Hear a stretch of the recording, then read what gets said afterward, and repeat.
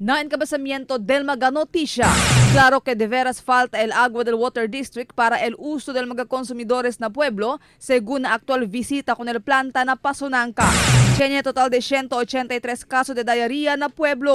Water District ya habla que no hay que hacer el agua del sistema con el diarrea, siendo estaba el agua contaminado desde mga pozo del víctima. Congresista Lobregat ya habla que el gobierno local ya ayuda ya grande con el Water District durante el disuyo término. Alcalde Climacota insistí que necesita implementar con el mga proyecto que de más temprano ya sanga algún mga konsehales na konseho lokal. Vice Alcalde Cesar Iturralde hindi tamira con el candidatura del mga kontrainkante di suyo como amenazo na di suyo puesto.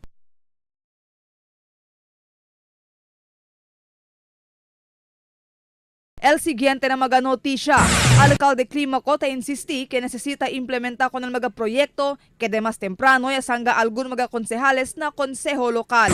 Vice Alcalde Cesar Iturralde hindi tamira con el candidatura del mga kontrainkante di suyo como amenazo na di suyo puesto. Polista educa con el mga jóvenes que no sila pone atención con el mga grupo envuelto na terorismo. Mga detalles de este y los demás pa del mga istorya después de este mga aviso.